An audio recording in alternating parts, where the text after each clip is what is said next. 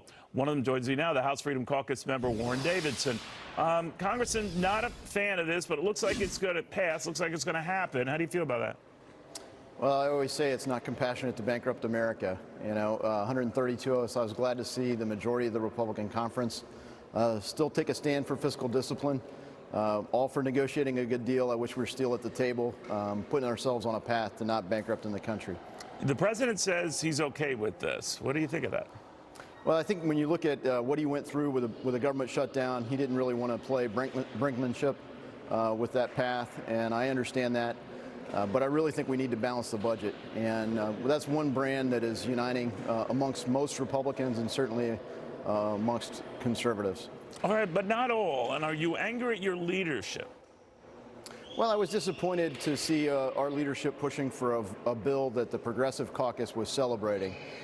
While we do need to fund our military, and that's first and foremost as a federal responsibility, I'd say even the higher priority is fiscal solvency. So you can't defend a country that goes bankrupt. I mean, the Soviet Union, we didn't defeat them on the battlefield, not because we couldn't, but because they went bankrupt. It took them a generation to get back on the world stage, and now there's no real comparison between the Soviet Union and the United States of America.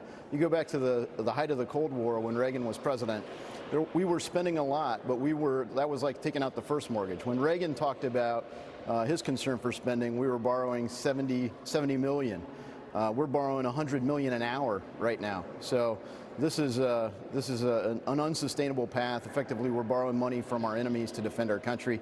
We need to change course. But we never do, to your point. And the reason why I mention it, it's not a done deal that this is done. The debt ceiling thing notwithstanding, obviously you have to vote on 12 different measures to keep the government going. So we could still be facing potential shutdown. But how likely does that look to you? Well, the first step was to agree on spending more money, so then they can go and do an omnibus. And essentially this telegraphs the plan, which is they're just going to spend an awful lot of money. Hopefully they can agree on how to spend it. There is no funding, to your point, so there's no funding for the president's priorities at the border. There's no funding specified exactly where it goes yet. That'll all come probably in September when we get back in session. Congressman, I want to harken back to your state, Ohio, and these polls that I know it's still early that have Joe Biden leading the president by darn close to double digits. Does that surprise you? It's stunning. I mean, we were talking amongst Republicans, and in Ohio, our congressional delegation is primarily Republicans, and obviously in our districts, the president remains popular amongst Republicans, but he remains very popular amongst independents. We did a telephone town hall where he polled at 83% popularity. Not a scientific study. All participants in my telephone town hall, but overwhelmingly would win the 8th district for sure.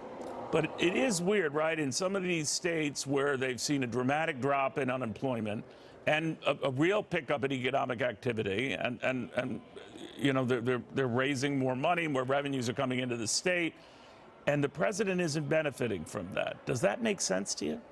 Yeah, I think people bank the gains and kind of take some of that for granted. Right now, a lot of folks are concerned about trade. They want to see a settlement with China. That we were rooting for resolution to USMCA before August, but that looks like a good path. Hopefully we can accomplish that right after we get back in September. But trade certainty, as has been in the news today, as the market's looking at, would really do great things for the economy, and it would be tremendous for Ohio. All right, Congressman, thank you for taking the time.